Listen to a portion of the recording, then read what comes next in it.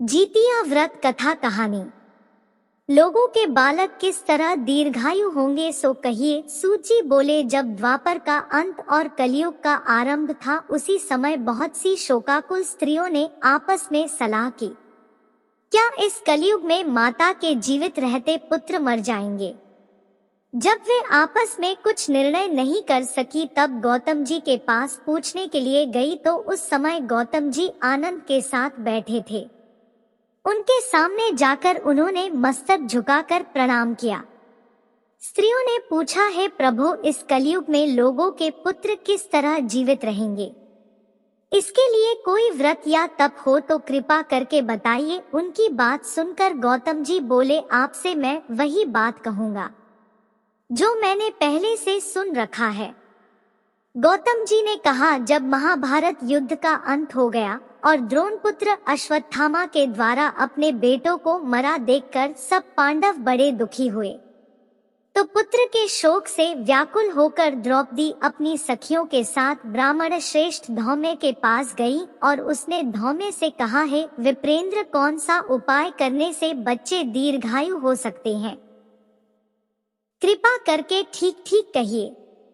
जीमूतवाहन नामक एक राजा था। एक बार वह अपनी स्त्री के साथ अपनी ससुराल गया और वहीं रहने लगा। एक दिन आधी रात के समय पुत्र के शोक से व्याकुल कोई स्त्री रोने लगी, क्योंकि वह अपने बेटे के दर्शन से निराश हो चुकी थी।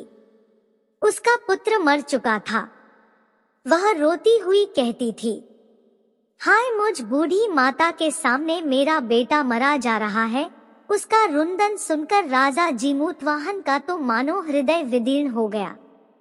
वह तत्काल उस स्त्री के पास गया और उससे पूछा, तुम्हारा बेटा कैसे मरा है? बूढ़ी ने कहा, गरुड़ प्रतिदिन आकर गांव के लड़कों को खा जाता है। इस पर दयालु राजा ने कहा, माता अब तुम रो मत, आनंद से बैठो, मैं तुम्हारे बच्चे को बचाने का यत्न करता हूँ। ऐसा कहकर राजा उस स्थान पर गया जहां गरुड़ आकर प्रतिदिन मांस खाया करता था। उसी समय गरुड़ भी उस पर टूट पड़ा और मांस खाने लगा। गरुड़ ने राजा का बायां अंग खा लिया तो झटपट राजा ने अपना दाहिना अंग फेरकर गरुड़ के सामने कर दिया। यह देखकर गरुड़ जी ने कहा, तुम कोई देवता हो? कौन हो तुम? मनुष्य तो नहीं जान पड़ते। अच्छा, अपना जन्म और कुल बताओ। पीड़ा से व्याकुल मन वाले राजा ने कहा, हे पक्षीराज, इस तरह के प्रश्न करना व्यर्थ है। तुम अपनी इच्छा भर के मेरा मांस खाओ। यह सुनकर गरुड़ रुक गए और बड़े आदर से राजा के जन्म और कुल की बात पूछने लगे।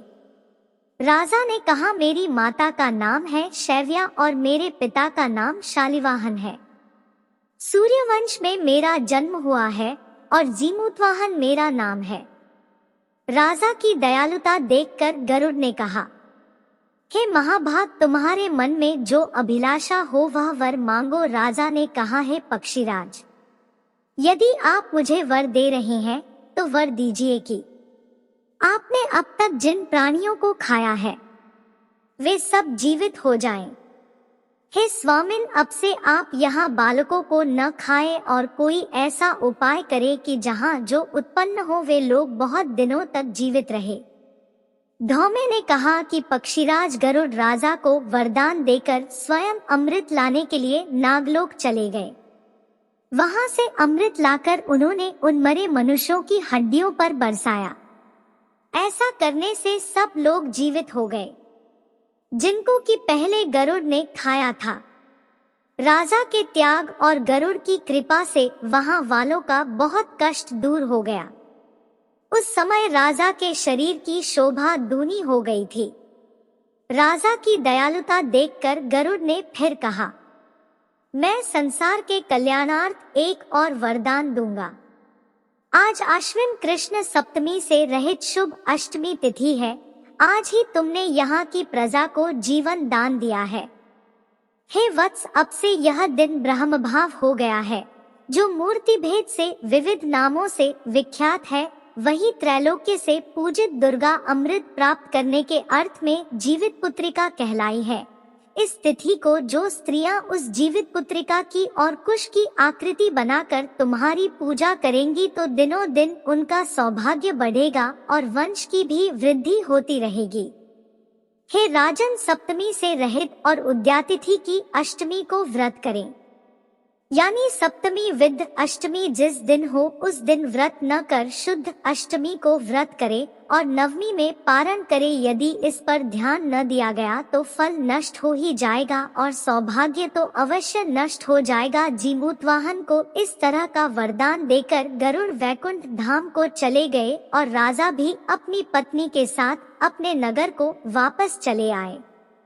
द्रौपदी से कहते हैं, हे देवी, मैंने यह अतिशय दुर्लभ व्रत तुमको बताया है। इस व्रत को करने से बच्चे दीर्घायु होते हैं। हे देवी, तुम भी पूर्वोक्त विधि से यह व्रत और दुर्गा जी का पूजन करो तो तुम्हें अभिलाषित फल प्राप्त होगा। मुनिराज धौम्य की बात सुनकर द्रौपदी के हृदय में एक प्रकार का कौतूहल उत्पन्न हुआ और पूर्वासिनी स्त्रियों को बुलाकर उनके साथ यह उत्तम व्रत किया। गौतम ने कहा, इसके बाद पीपल वृक्ष की शाखा पर बैठकर उस चिन्ह ने और उस वृक्ष के खोंते में बैठकर सियारिन ने भी व्रत किया। फिर वही चिहनी किसी उत्तम ब्राह्मण के मुंह से यह कथा सुन आई और पीपल के खोंते में बैठी हुई अपनी सखी को सुनाया। सियारिन ने आधी कथा सुनी थी कि उसे भूख लग गई और वह उसी समय शव से भरे हुए श्मशान में पहुंची। वहां उसने इच्छा भर मांस का भोजन किया और चिहनी बिना कुछ खाए पिए रह गई और सबेरा हो गया। सबेरे वह गौशाले में गई और वहां गौ का दूध पिया। इस तरह नवमी को उसने पारण किया। कुछ दिनों बाद वे दोनों मर गई और अयोध्या में किसी धनी व्यापारी के घर में जन्मी। संयोग से उन दोनों का जन्म एक ही घर में हुआ, जिसमें सियारिन ज्येष्ठ हुई और चिन्ह छोटी। वे दोनों सभी शुभ लक्षणों से युक्त थी, इसलिए बड़ी लड़की काशीराज के और छोटी उसके मंत्री के साथ गारहपत्य अग्नि के सामने विधिपूर्वक ब्याही गई। पूर्व जन्म के कर्मफल से वह मृगनयनी रानी हुई। जिस किसी भी संतान को उत्पन्न करती वह मर जाती था।